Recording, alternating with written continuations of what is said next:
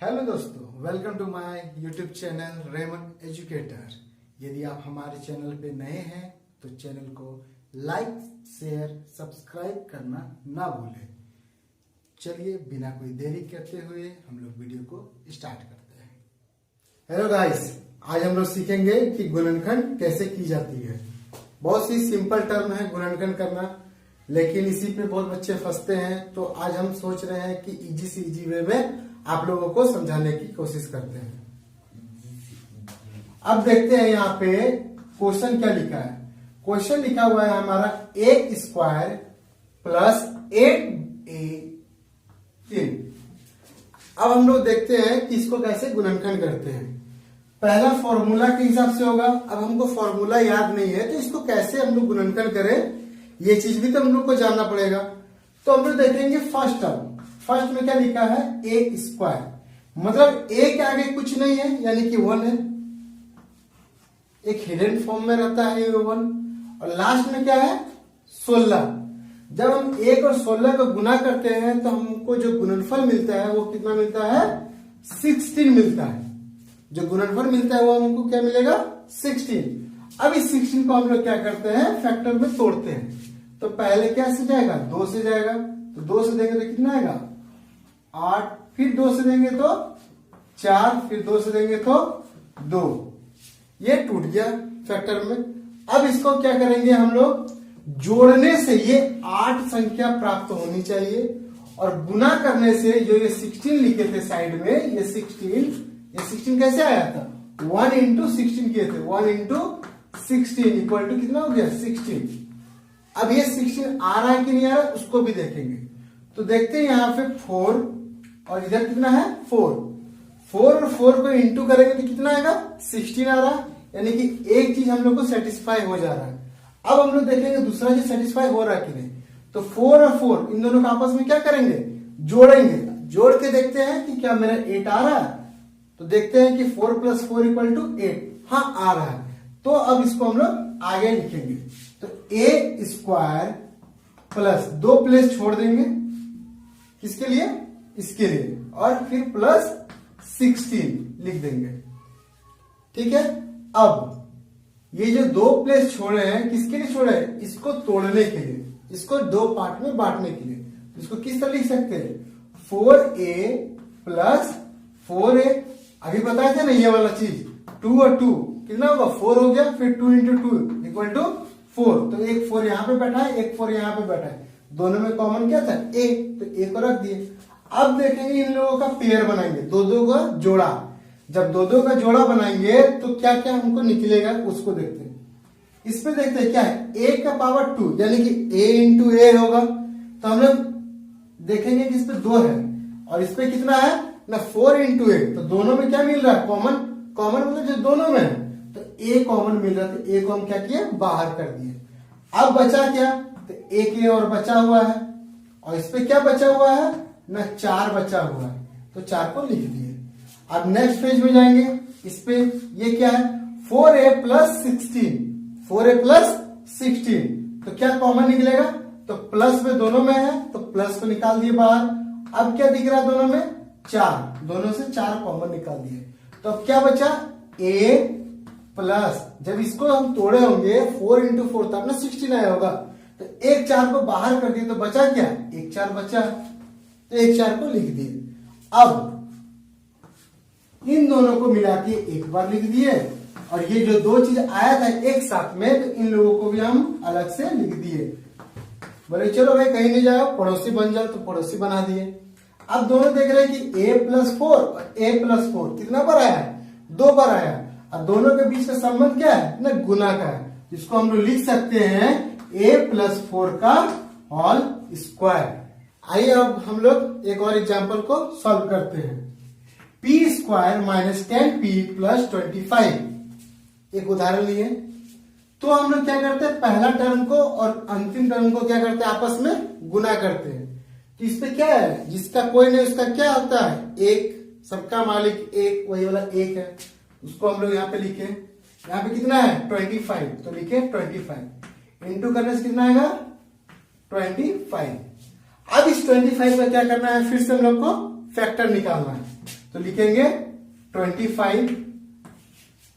अब फैक्टर निकालने के लिए क्या करेंगे, सबसे पहले 2 से जाएगा, नहीं जाता है, 3 से जाएगा, नहीं जाएगा, अब किससे जाएगा, डायरेक्ट ये 5 से जा रहा है, तो हम लोग कितना लिखेंगे 5, फिर 5 से देंगे तो 1।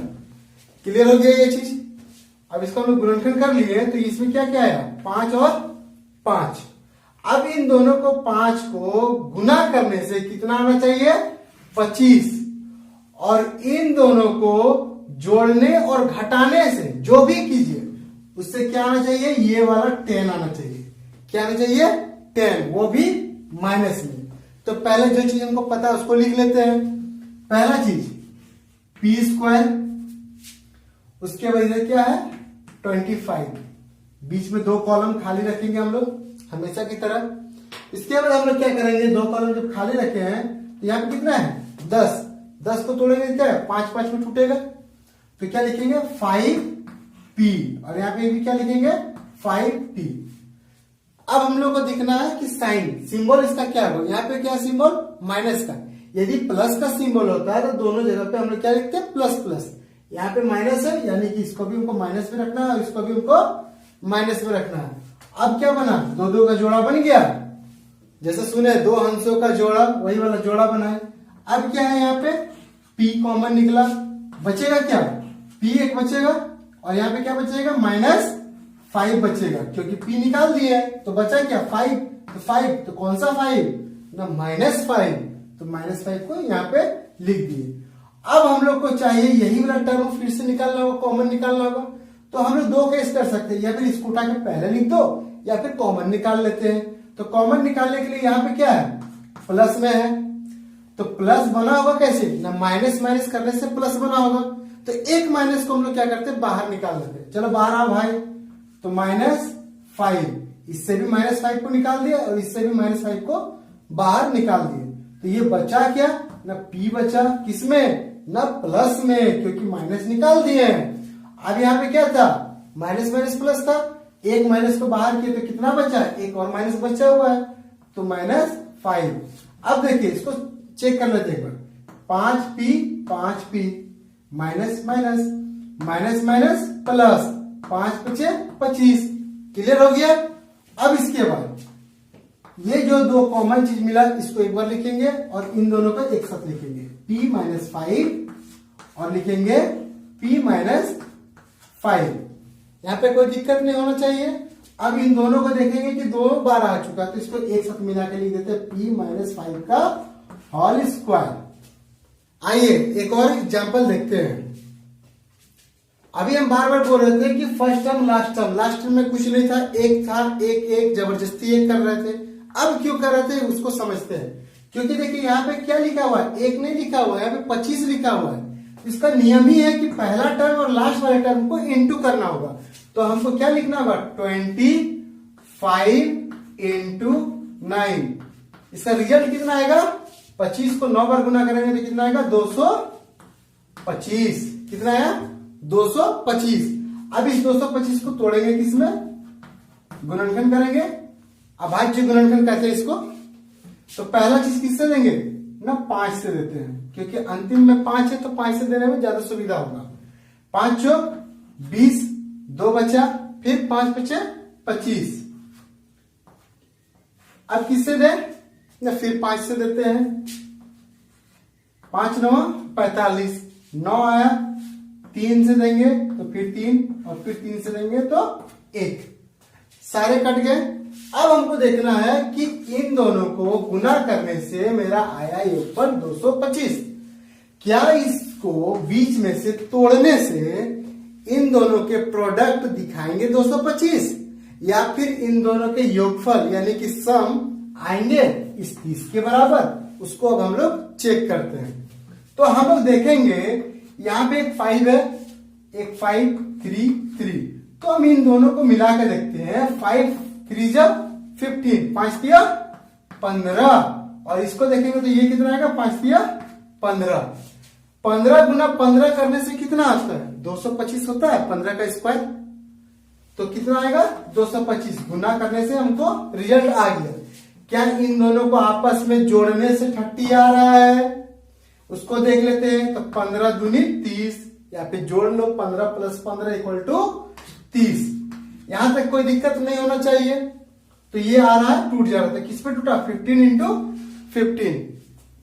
तो अब हम लोग इसको आगे देखते हैं। तो क्या लिखेंगे? 25m² plus 15m plus 15m plus 9। अब हम लोग आगे देखते हैं। फिर से क्या करेंगे? जोड़ा बनाएंगे हंसों वाला।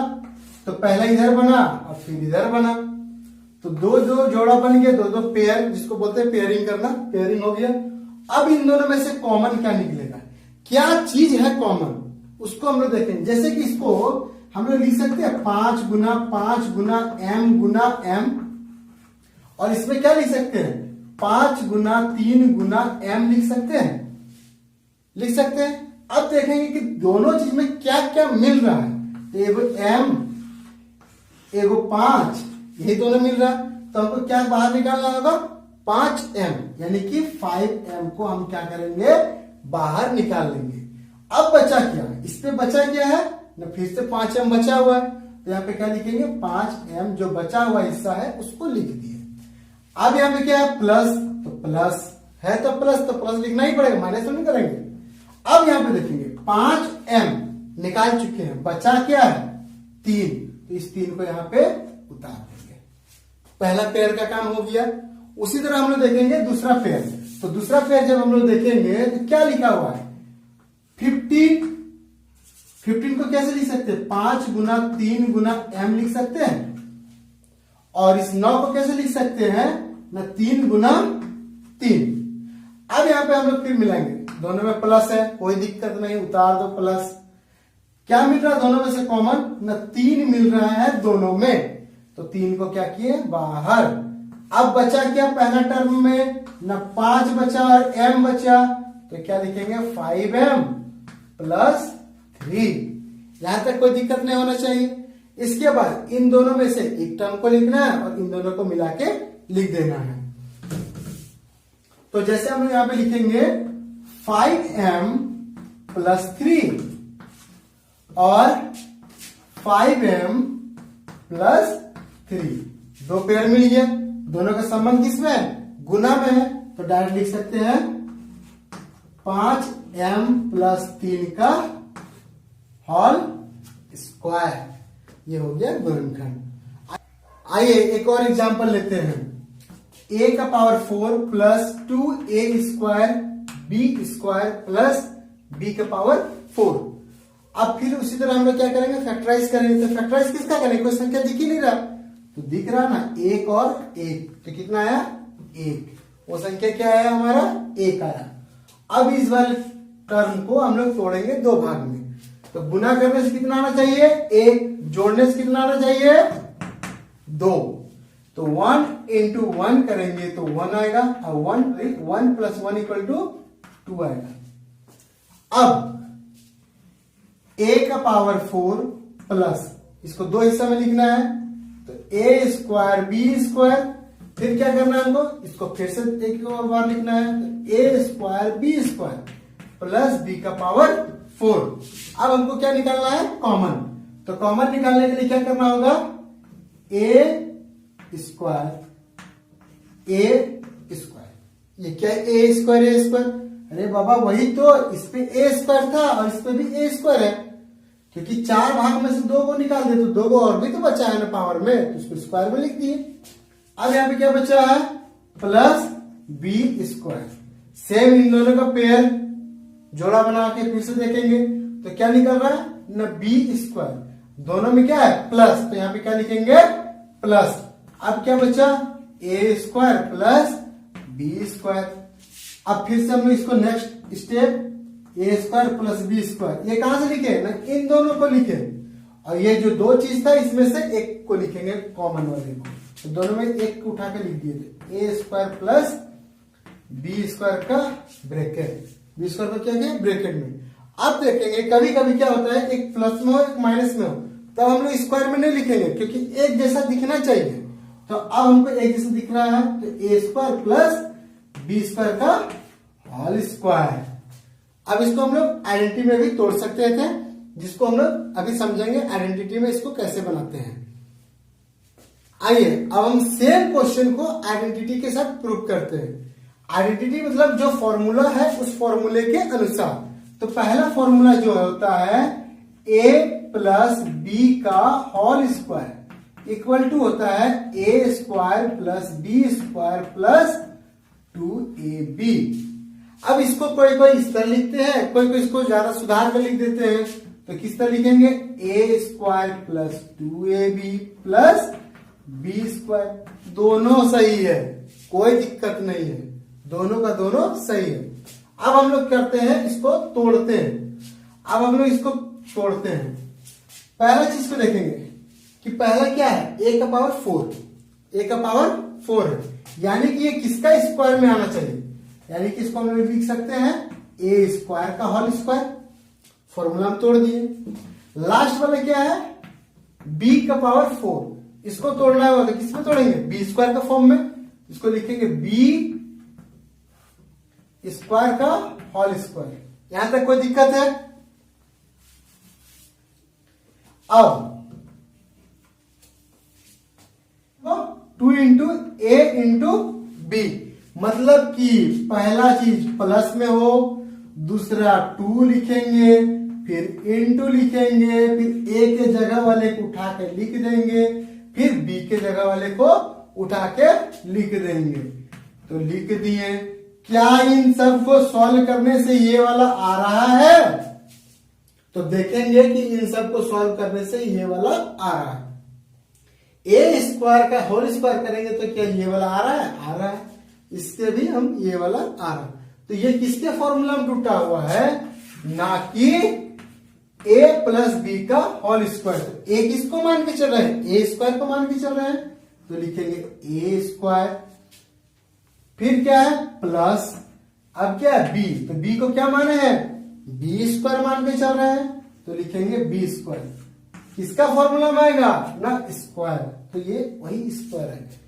यदि आपको रटने में थोड़ा सा इंटरेस्ट है, यदि फॉर्मूला आप रटे हुए हैं, याद है, कॉन्सेप्ट पे बैठा हुआ है, तो इस फॉर्मूला से चले, अन्यथा पहले वाला फॉर्मूला से चले, क्योंकि आंसर क्या है? ए स्क्वायर प्लस बी स्क्वायर का होल स्क्वायर। अब हम लोग चलते हैं नेक्स्ट क्वेश्चन की ओर। जैसे कि आइडेंटिटी की बात किया जाए तो पहला आइडेंटिटी हम लोग जानते हैं a प्लस बी का होल स्क्वायर। दूसरा आइडेंटिटी आता है हमारा a माइनस बी का होल स्क्वायर। अब हम लोग देखेंगे कि तीसरा आइडेंटिटी क्या है। तो तीसरा आइडेंटिटी के हिसाब से हम लोग नेक्स्ट क्वेश्चन को सॉल्व करने की कोशिश करेंगे। ये फॉर्मूला है a square minus B square, यानी कि एक बार जोड़ो एक बार घटाओ, सिंपल चीज है। तो ये क्या होगा? एक बार जोड़ दिए और एक बार क्या कर दिए? घटा दिए। किसको? ना ये टर्म को, a और b को। a b को एक बार जोड़ दिए और a b को एक बार घटा दिए, लेकिन दोनों के बीच का संबंध क्या होगा? ना गुना का होगा, आपस में क्या होगा? गुना का। इसी से आज हम लोग कुछ और क्वेश्चन को सॉल्व करते हैं। जैसे कि उदाहरण के लिए p स्क्वायर माइनस 4, इसको कैसे सॉल्व करें? तो p स्क्वायर को हम लोग लिख सकते हैं p का होल स्क्वायर माइनस 4 किसका अंडर रूट में आता है? 2 का। तो लिख सकते हैं 2 का होल स्क्वायर। 2 का होल स्क्वायर करेंगे तो कितना आएगा? 2 2 या 4, तो ये क्या बन जाएगा? 4। तो इसको फिर हम इसी टर्म पे तोड़ते हैं। एक बार जोड़ देंगे और एक बार घटा देंगे, आंसर हो जाएगा हमारा। सिंपल टर्म है, इसको समझने में कोई दिक्कत नहीं होगा। आइए इसका एक और एग्जांपल हम लोग देखते हैं। 1/4 एक्स स्क्वायर माइनस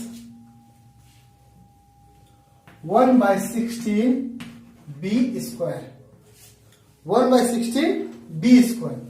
तो सेम चीज को समझने में कोई दिक्कत नहीं है। 1/4 ए स्क्वायर, बाय में है तो क्या हो गया? बाय बाय करना थोड़ी ना है, बाय बाय है तो उसको भी तोड़ना है।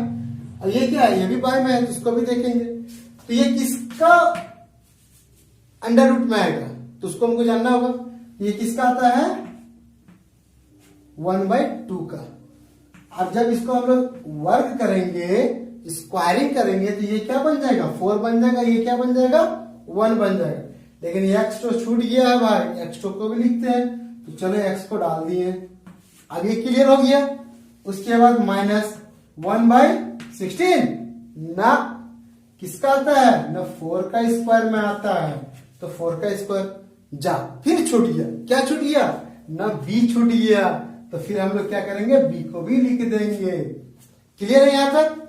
अब यहां पे हमारा आया 1/2 x का होल स्क्वायर -1/4 b का होल स्क्वायर। होल स्क्वायर मतलब पूरे का स्क्वायर आ गया। अब a ये हो गया b। अब a और b को हम लोग लिख देंगे किस टर्म में, जोड़ के टर्म में और एक बार घटाव के टर्म में। तो 1/2 x प्लस 1/4b, और एक बार क्या करेंगे, घटा देंगे 1/2x माइनस 1/4b। बहुत सिंपल है। इसी तरह प्रैक्टिस करते रहिए, क्वेश्चन को सॉल्व करते रहिए। अगर वीडियो पसंद आए तो चैनल को लाइक शेयर सब्सक्राइब करना ना भूलें। अगले पार्ट में मिलते हैं। लिए इस वीडियो को देखते रहें और अपने डाउट्स को क्लियर करते रहें। मिलते हैं नेक्स्ट वीडियो में।